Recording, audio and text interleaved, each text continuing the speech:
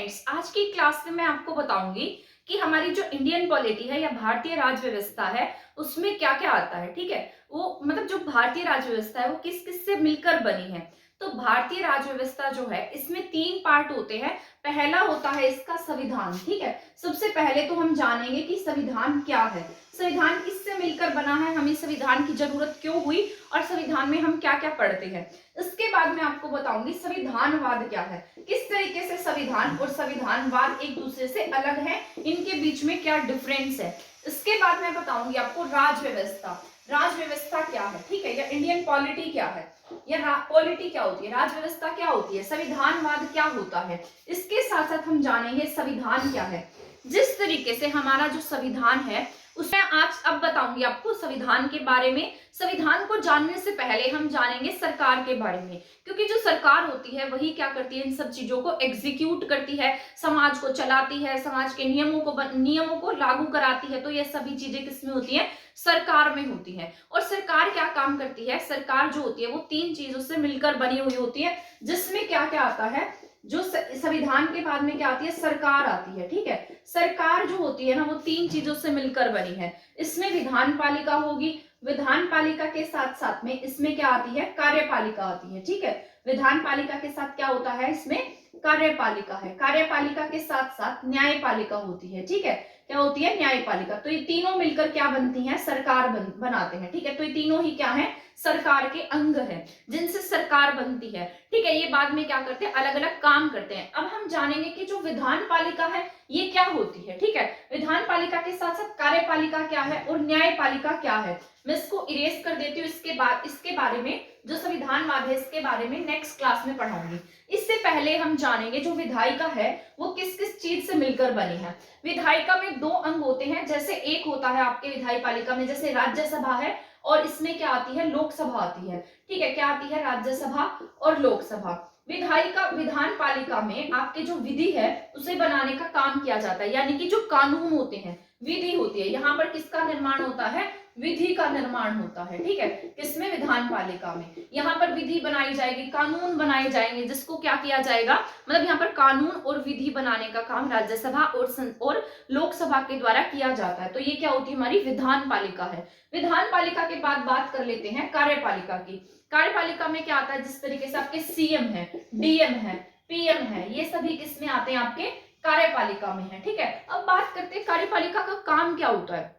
जिस तरीके से विधान पालिका में यहाँ पर क्या बना दिए गए हैं, कानून बना दिए गए हैं, विधि का निर्माण किया गया है, कानूनों का निर्माण किया गया है। अब जो कानून होंगे उसको लागू करने के लिए हमें क्या चाहिए होगा, सीएम चाहिए होगा, डीएम चाहिए होगा, पीएम चाहिए होगा। तो ये जितने भी कानून हैं उनको एग्जीक्यूट करने का काम जो होता है वो कार्यपालिका में होता है। किसमें होता है, कार्यपालिका में। ठीक है, तो यहाँ पर जितने भी ये विधि के कानून, विधि का जो निर्माण किया गया है, कानूनों का क्रियान्वयन करती है कार्यपालिका। क्या करती है, कानूनों का क्रियान्वयन। ठीक है, कानूनों का क्रियान्वयन का काम किसमें होता है, आपके कार्यपालिका में होता है। ठीक है, अब यहाँ पर क्या होगा, कानून बनाए जाएंगे। ठीक है, कानून बनाने के साथ साथ यहाँ तो कानून बने, विधि का निर्माण हुआ विधान पालिका में, उसके बाद में इसको जो लागू करने का काम है वो कहाँ होता है, कार्यपालिका में होता है, जो किसी भी सीएम के द्वारा, डीएम के द्वारा या पीएम के द्वारा, इन सब के द्वारा किया जाता है। ठीक है, सीएम होगा, पीएम होगा, डीएम होगा, ये सब क्या करते हैं, यहाँ पर पॉलिसीज बना सकते हैं। कार्यपालिका में क्या करते हैं, पॉलिसी बनाते हैं या नीति बनाते हैं। ठीक है, तो पॉलिसी बनेगी, नीति बनेगी, उसको लागू किया जाएगा। यहाँ पर जैसे एजुकेशन पॉलिसी है, किसने बनाई है, वो हमारी सेंटर ने बनाई, अलग अलग राज्य उसको क्या करेंगे, लागू करेंगे अपने अपने स्टेट्स में। तो यहाँ पर कार्यपालिका में पॉलिसीज बनाई जाती हैं, पॉलिसीज को लागू किया जाता है। विधि बनाने का काम हमारे विधान पालिका में होता है और कार्यपालिका इसको क्या करती है, लागू करने का काम करती है।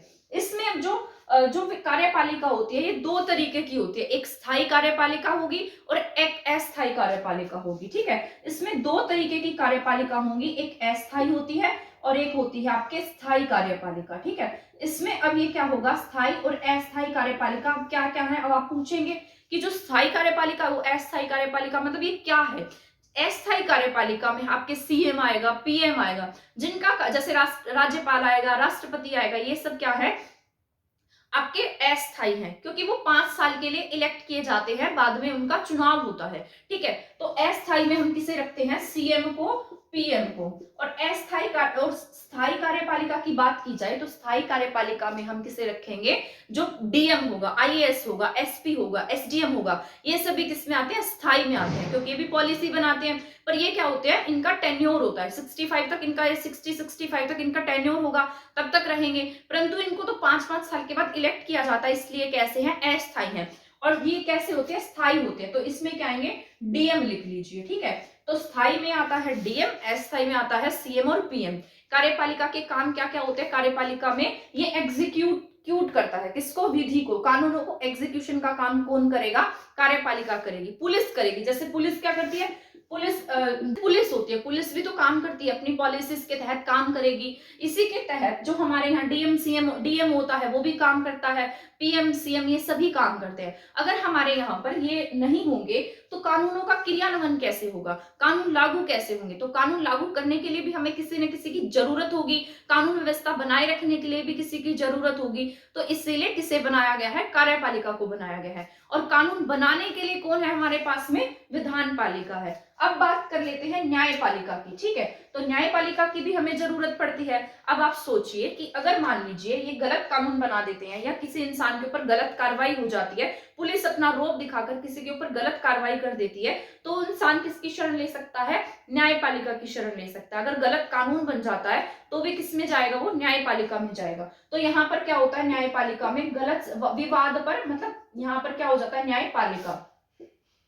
तो न्यायपालिका में हम क्या कर सकते हैं, यहाँ पर हमारे विवाद का निपटारा होगा, ठीक है, विवाद का निवारण होगा। एक तरीके से क्या कहेंगे, विवाद का निवारण होता है यहाँ पर। तो सरकार जो है ये पूरी की पूरी क्या है, सरकार है एक तरीके की, जो हमारे लिए ये सरकार के अभिन्न अंग होते हैं, ठीक है। जो सरकार होती है वो क्या करती है, इसको एग्जीक्यूट करती है। यहाँ कार्यपालिका होगी, विधान पालिका होगी, फिर न्यायपालिका होगी। न्यायपालिका में जिस तरीके से हमारे फंडामेंटल राइट्स हैं, अगर हमारे कोई जो फंडामेंटल राइट्स को अगर कोई दबाता है या हमारे शोषण करता है, तो हमारे फंडामेंटल राइट्स के लिए हम कहाँ जा सकते हैं, न्यायपालिका में जा सकते हैं। इसलिए न्यायपालिका बनाई गई है ताकि हमारे विवादों का क्या हो, यहाँ पर निपटारा हो सके। तो यहाँ पर क्या थी, ये सरकार के द्वारा बनाए जाते हैं। अब बात करते हैं, क्योंकि आपने बहुत सारी जगह पर तो ऐसा देखा होगा जहां सरकारें होती हैं, परंतु वहां पर जिस तरीके से आपने देखा ये किसका शासन था, सरकार, मतलब यहाँ पर सरकार क्या करती है, काम करती है। लेकिन अब सरकार जो है ना, सरकार से ऊपर कौन होता है, हमारे यहाँ संविधान है। संविधान के तहत कौन काम करेगी, सरकार काम करती है। सरकार किसको चलाती है, देश को चलाती है। तो देश को चलाने के लिए हमें किसकी जरूरत होती है, सरकार की जरूरत होती है। लेकिन जो सरकार है, सरकार से भी तो ऊपर कोई होगा। अगर सरकार ही सर्वश्रेष्ठ हो जाएगी तो लोगों का क्या होता है, वहां दमन होने लगता है। जिस तरीके से आपने बहुत सारे देश देखे होंगे, जैसे इस्लामिक कंट्रीज है, वहां पर धार्मिक गुरुओं का शासन होता है। इसलिए वो लोग जो होते हैं उनको अभिव्यक्ति की स्वतंत्रता नहीं होती है, पहनने की स्वतंत्रता नहीं होती है, कुछ खाना पीना, मतलब इस तरीके के उनके जो राइट्स होते हैं वो उन लोगों के द्वारा ही क्रियान्वयन किए जाते हैं। लेकिन हमारे ऐसा नहीं है। हमारे जो सरकार है, सरकार से ऊपर हमारे यहाँ पर क्या है, संविधान है, ठीक है। तो संविधान के तहत कौन चलती है, हमारे यहाँ सरकार होती है, ठीक है। तो मैं अब आपको बताऊंगी कि किस किस तरीके से हमारे यहाँ जो सरकारें हैं वो अलग अलग तरीके से काम करती हैं। एक बार मैं इसको इरेज कर देती हूँ, फिर मैं आपको यहाँ समझाऊंगी कि किस तरीके से हमारे यहाँ पर जो सरकार है वो काम कर रही है। हमारी जो सरकार बाकी देशों की सरकार से किस तरीके से अलग है, और बाकी देशों में जो सरकारें हैं वो कैसे अलग है। क्योंकि ऐसा नहीं है कि वहां पर संविधान नहीं है, उन देशों में भी संविधान है और हमारे देश में भी संविधान है। पर ऐसा क्या डिफरेंस है कि उनकी जो सरकार है वो अलग तरीके से काम करती है और हमारी सरकार अलग तरीके से काम करती है। अब हम जानते हैं इसके बारे में। जिस तरीके से श्रीलंका, म्यांमार का एग्जाम्पल ले लीजिए। हमारा जो पड़ोसी देश है म्यांमार के साथ साथ एग्जाम्पल लेंगे ईरान का, और ईरान के साथ साथ हम एग्जाम्पल लेंगे हमारे इंडिया का। तो ये सभी तीनों जो है एक दूसरे से किस तरीके से अलग है, किस तरीके से यहाँ सरकारें अलग हैं। जो म्यांमार है, आपको पता होगा म्यांमार में सेना का शासन है। किसका शासन है, सेना का। तो आपको ये भी पता होगा कि अगर सेना का शासन है तो इन्हें कुछ बोलने की इतनी आजादी भी नहीं है, फ्रीडम भी नहीं है। जहां जैसा सेना कानून बनाएगी वैसा इनको फॉलो करना पड़ेगा। तो यहाँ इनको नहीं है, किसका, अभिव्यक्ति का अधिकार नहीं है। और भी जिस तरीके से हमें हमारे राइट्स मिले हुए हैं, हम तो बोल सकते हैं। अगर मान लीजिए हमारे यहाँ देश में कुछ गलत हो रहा है तो धरने पर बैठ जाते हैं लोग, है ना, जंतर मंतर पर रोज धरना दे रहे होते हैं। तो अगर हम भी इनकी तरह, अगर ये भी हमारी तरह ऐसा करने लगे तो इन्हें तो कोई भी गोली से उड़ा देगा, तो इनके पास में ऐसा अधिकार नहीं है। इसी तरीके से बात करते हैं ईरान की। ईरान में किसका शासन है? धार्मिक गुरुओं का शासन है, धर्म का शासन है, ठीक है, धार्मिक लोगों का शासन है, धार्मिक गुरु कह सकते हैं, धार्मिक गुरुओं का क्या है यहाँ पर ईरान में शासन है।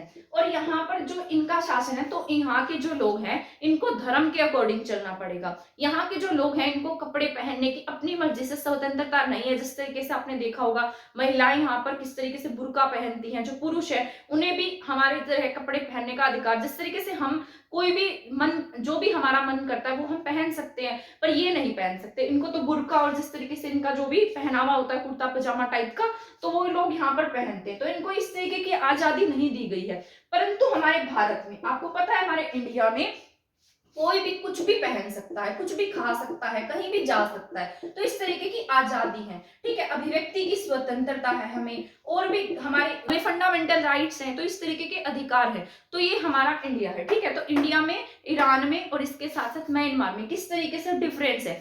तो आप एक बात सोचिए कि हमारे इंडिया में ऐसा क्यों नहीं है? इंडिया में भी सरकार है, तो सरकार भी तो ऐसा कर सकती है ना, तो सरकार भी तो हमें रोक टोक सकती है, पर ऐसा डिफरेंस क्यों है यहाँ पर ईरान में? अब ईरान में देखिए, ईरान में भी सरकार है, म्यांमार में भी है, इंडिया में भी है, सरकारें तो तीनों जगह पर है। और ऐसा नहीं है कि यहाँ पर संविधान भी नहीं है, संविधान भी, यहाँ पर भी संविधान है और इन देशों में भी संविधान है, यहाँ पर भी संविधान है, ठीक है, इसके साथ साथ यहाँ पर भी संविधान है। तो इन तीनों में ऐसा डिफरेंस क्या है? तो यहाँ पर एक डिफरेंस आता है, जिसका मतलब देखो, यहाँ पर संविधान, यहाँ भी संविधान और इंडिया में भी संविधान, इसमें एक मेन डिफरेंस है। यहाँ पर क्या है, हमारा जो संविधान है वो सर्वोच्च है। क्या है? हमारा संविधान सर्वोच्च है। यहाँ पर संविधान को सर्वोच्च यानी कि संविधान को सबसे बड़ा बताया गया है, पर यहाँ पर इनका शासन सर्वोच्च है। यहाँ पर जो संविधान है वो सर्वोच्च नहीं है। तो ये बातें आपको याद रखनी है। इंडिया में संविधान सर्वोच्च है, लेकिन यहाँ पर शासन सर्वोच्च है, शासन बड़ा है। यहाँ हमारे यहाँ भी अगर मान लीजिए शासन को बड़ा कर दिया जाता तो सरकार तानाशाही पर उतर आती,